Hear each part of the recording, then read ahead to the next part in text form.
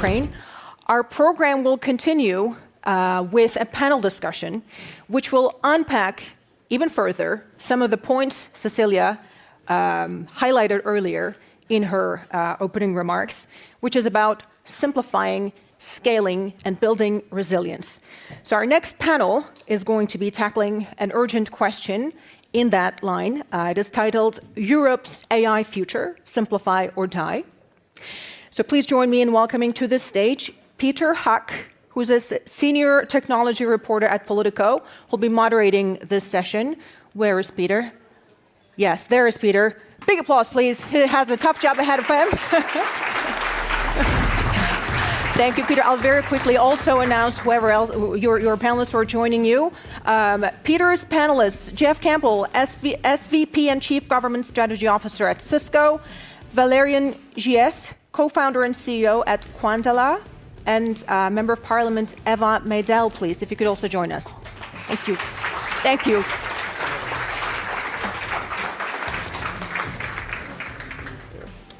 Peter. Good afternoon, everyone. Kudos to you first, because it's very sunny outside and that's very un-Brussels-like, and still you're here to talk about AI. That's amazing.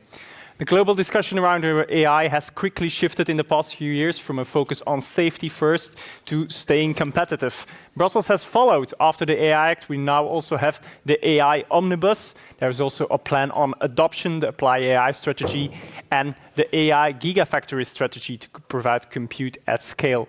We're going to talk about Europe's path on AI. Is it only simplification, or do we need to do more with these three esteemed speakers already announced?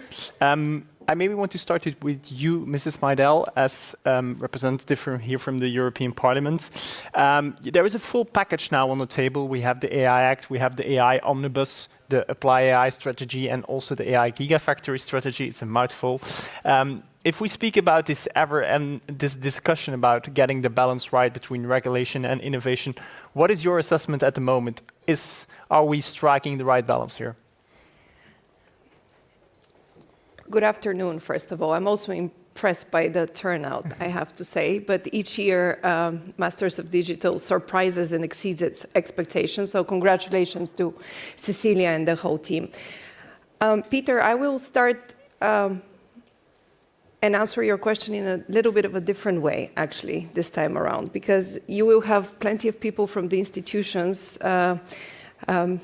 giving you their perspective on the matter.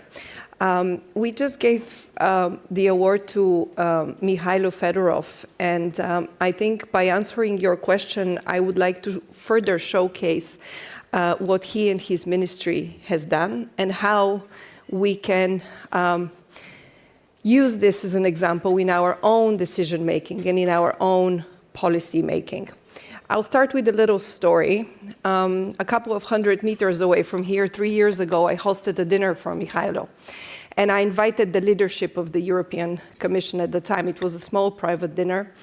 And the reason why I did that, it was 3 years ago, is because I truly believe that what the Ukrainian Ministry of Digital Transformation was doing, it was commendable, and it was to be sought after, to look at it, to learn from it, and to see where we can pick the most suitable forms of how our own institutions should deliver. When I speak about our own institutions, for the past few months and years, I've been saying that our processes have to change.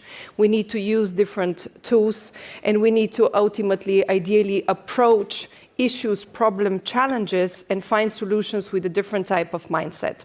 Because if we do that, probably you wouldn't have laid out all those number of legislative files that we worked on in the past or that we are working today. And on some of them, we are trying to make advances, and on others, we are trying to regulate. I'll pause the story and continue to the story later and focus on what sort of institutions I believe we need now. We need institutions that can learn, that can move, and that can deliver. And this cannot be done with the tools we have been using for the past 10, 15 years here in this capital of European institutions. If we continue in the same manner, we'll constantly be bringing probably more burden to the business. We will definitely be making sure that our society is well protected and feels safe, but probably we'll be under-delivering when it comes to growth and potential also of our own citizens. I think government institutions nowadays have to be redesigned, they have to be debugged, and they have to scale in order to provide the service that people expect, and that would go through scaling our own companies and the potential that they have. The mindset often in our institution is notice what is the end state that we want to achieve.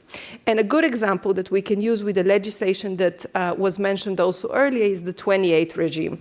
There we can imagine what is the end state. I believe pretty much most entrepreneurially spirited people have the mindset of saying, we want to make sure that if we register a company once in a country, we don't need to register it twice, and so on and so forth.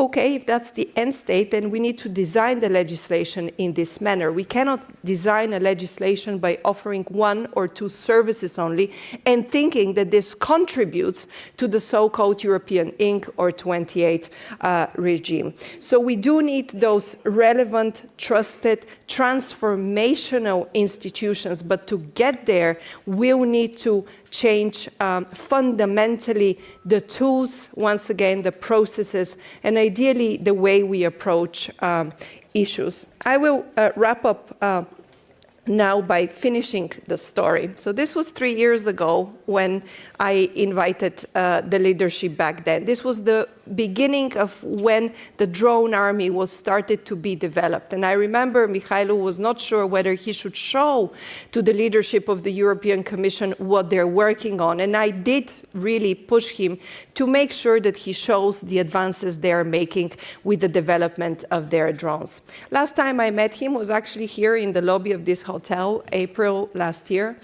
And he finally, after more than 3 years, was able to get his tiny meeting with the president of the European Commission, where he was fully able to explain how the drone army operates, but also show how the Ministry of Digital Transformation operates and what it has So that's delivered. an example of redesigning. I'm going to cut you off there because there was already a long story. It is a long story, yeah. but I think it was important because otherwise we'll continue doing the same things, using the same tools, that's clear. and getting the same results. And what we want today is different results. I want to bring the question here to the representative from Cisco. You're a global company, and it's often globally said that even last week in New Delhi at the India AI Summit, it's often said like the EU has shot itself in the foot with the AI Act. It has already regulated something that it didn't even understand. Is that a fair assessment according to you? Well, I think if you look at the AI Act itself and the substance that's in it, it's a fairly well thought out regulatory structure. You can quibble with details on it, but it's not necessarily the substance of it that I think has been the challenge with the AI Act, but rather the messaging that it's been sending. Because I think, as before the markets have even really started and meaningful investment has happened, the focus in the EU and in Brussels was, how are we going to regulate it? How are we going to regulate it? How are we going to control it? And that sends a message to the market. That says, you're going to potentially face 27 regulators that are out there or more. You could have hurdles that show up halfway through your investment that you hadn't thought about beforehand. And it pushes investment offshore, is what it does. It pushes people to go to other jurisdictions where that is not as significant a challenge on that foot. And so, frankly, it moves a lot of Europeans across the Atlantic Ocean. And has the message to the US. changed with the omnibus? The omnibus is a very important change in messaging and in tone, and I think it's important to complete it. I think it's important to extend it and deepen it as we go forward. Deepen it? So you mean further cuts to? Well, Beyond what is already on the table? well, let's complete where we are at this point in time. But I think it's important to look at what the goals are and what the results are. And the result can't be what's a beautifully constructed regulatory regime, which seems to often be the case in these situations. Instead, what we want is a regulatory regime that protects the public, but also promotes the industry and provides economic growth and security to the EU as a whole. And those things have to be balanced in this. I want to bring you in, Mr. Gies, because you're working for a quantum computing company.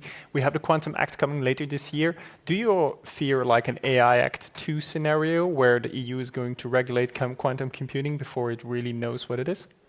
So first, thank you, because when I came into this building, I was convinced that I would be the only one to discuss about quantum computing, and I would like to thank General Clancy, who highlighted a lot about the impact of this technology. Regarding your questions, first, I would like to say, in Europe, we have a very good scientific basis. We have a technological capability, and the question is now we can take the leadership on this technology and the combination of AI and quantum. Actually, last week I was in India for the AI Impact Summit, and this is typically where the message that I defended: AI and quantum, same battle. We need to build trust. We need to connect both these technologies, and we can move on this one. Also, I think we have the question is not whether Europe is capable or not. The question is, can Europe lead on this field, on this domain? And I think we must move from a fragmented ambition to a coordinated, large-scale deployment. And that's about AI, quantum. We need to coordinate more about the efforts at European scale, and we need to build multi-year programs to sustain, to support all the activities, all the scale-ups like Candela that are growing in Europe at this stage. Yeah. So this is going to be a very important step. Yeah. If you speak about coordinated large-scale deployment that lasts for a couple of years, that sounds a lot like industrial policy to me. And let's maybe say that is not really Brussels' forte. I want to bring that question to you, Mrs. Meidel, because if we look at the rollout of AI, you need compute, you need a talent base, you need investments. And again, that's all industrial policy. And again, that's maybe not what Brussels has been excelling in the past few years. If you speak about redesigning the institutions and really also through an industrial policy perspective, how would you tackle the next couple of years to really make sure that Europe stays competitive in that race? Yeah, I mean, it's one of the most difficult questions that we're trying to answer, I guess, as European institutions over the past couple of years. The way we are going to go ahead would define whether our industry could continue to be one of the most advanced ones and even more competitive than it currently is. I think, for me, if we look at the adoption rate of AI within our industries, 6 out of 10 countries, according to one of the latest global indices, are European. So for me, it's not about copying others, because you mentioned talent, investments, data centers, that means infrastructure, and so on. And I kind of feel that everyone around me uses a lot of those buzzwords and things that we need to be doing the same thing as others are doing. For me, one of the niches that we would have to focus in order to get this strategic advantage is to make sure that our industries is able to deploy AI at scale. Why do I say that? I mean, if we look at LLMs, they can summarize, they can draft, they can generate, but what they can't do is design novel battery chemistry. industries. They cannot design a model subatomic physics or optimize the semiconductor material or complex financial risks they can't assess, for examples. And in my opinion, industries that will be defining the next 10 years of competitiveness, another big buzzwords that we use, but we need to fill it with substance, are industries such as semiconductors or pharma or energy sector or the financial sector. And they all run not on prompts, they run on equations. And this requires AI that is built for math, AI that is built for physics, and most importantly, AI that is built for real-world systems. And this is where I believe Europe's strength is at the moment. And this is why I believe we need to tap into that strength. But in order to do that, we need the understanding of policymakers, we need the understanding of investors, that there's an entire world beyond LLMs, where our strategic advantage as Europeans But that doesn't would lie. sound like the route that the Commission is taking, because the Commission has said, like, we want these gigafactories to be used for training LLMs. Wrong direction then? I'll take that as a yes. If we I go don't to- say it's wrong necessarily, Yeah. but I just think we need to think, what is our end state, as I said earlier? What do we want to achieve, actually? Yeah. So I do believe that narrow AI models can serve a special a niche of the industrial base. I do believe that that makes a lot of sense. But if you want to continue leading in your industrial base, I think it is more that it is required. Yeah. Mr. Mardell said that we shouldn't copy others yet. If we look at a global company like Cisco, the US has been going on about its big infrastructure plan, the Stargate project, etc. India is very focused on its talent base. China is very open source. If you look at the global picture, what are the lessons that you would give to the EU if we speak about specifically about industrial policy and making sure that we have this long plan for the next few years on the development of AI? Well, I mean, the fundamental investment in some of the facilities that are necessary here is important and critical. So the gigafactories are a very good start on this front. They need to be multifunctional more than just about LLMs. They need to be about inferencing. They need to be about other functionality. Those points are critically correct. But that's not enough. The first question on this front is, is the investment at the scale that it needs to be?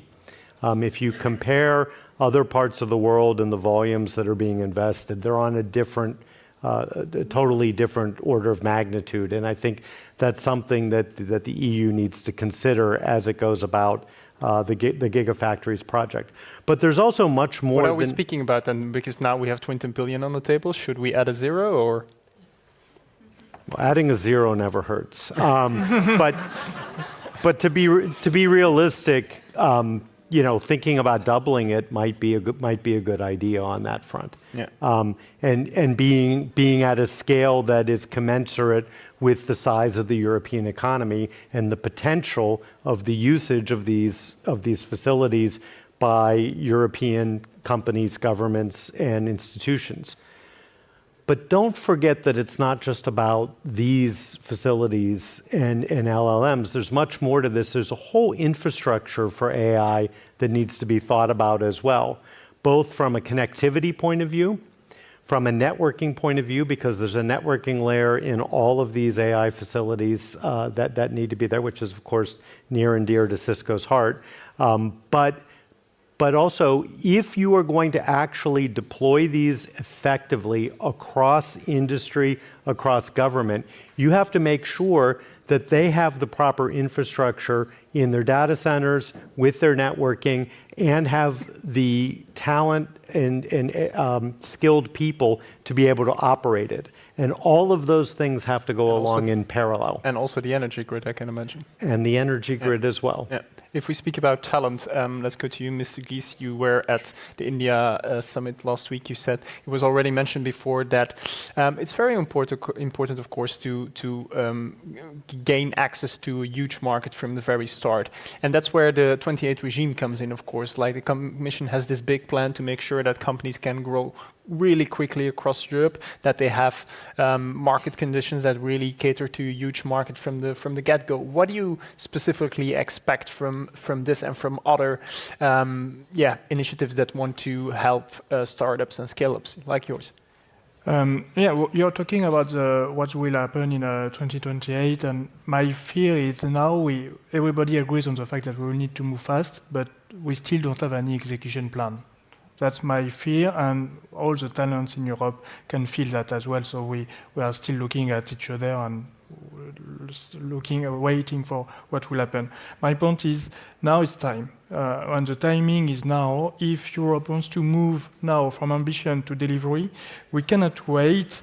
We must invest now in the sovereign scale-ups, in sovereign computing infrastructures.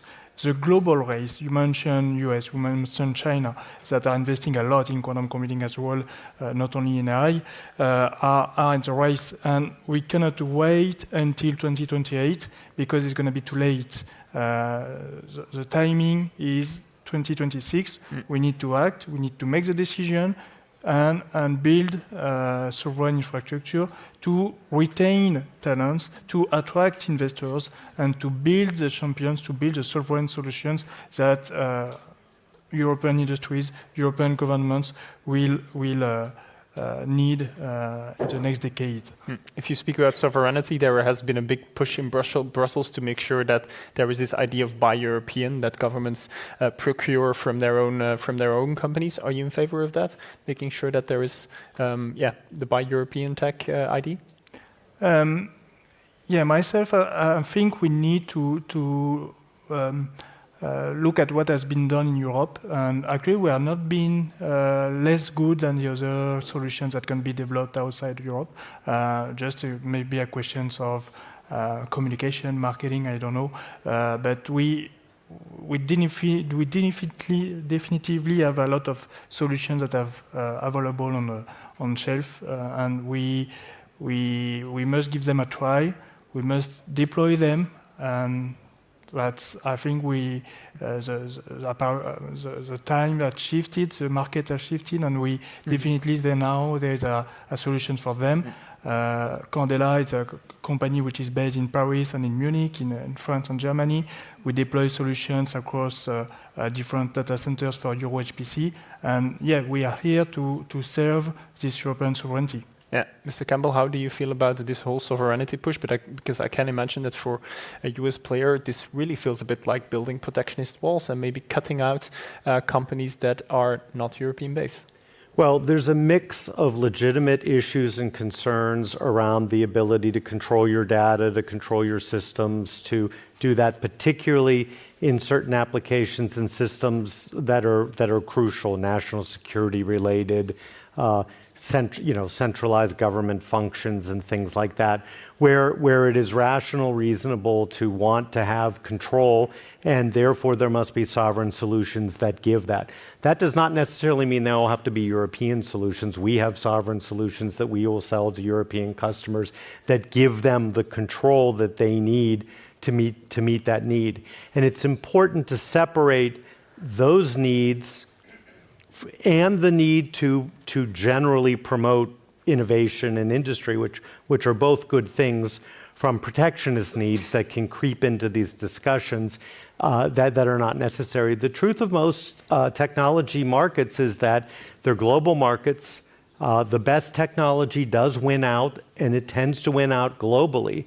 And the goal in Europe should be to create, incubate, and grow companies and technologies that can be global providers, not European providers on that front. That is, and Europe has done this. There are many that currently do this already.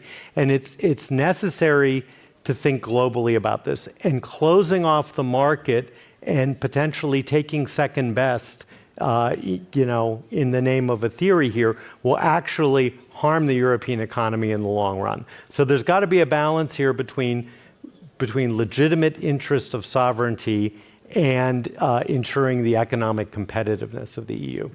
How do you feel about that, Mrs. Mardell? Because we're speaking about sovereignty, and yet there are already players saying, like, but this is a global market and no worries, we have sovereign solutions. I mean, my answer is very simple on that. I mean, for me, European sovereign test is scale.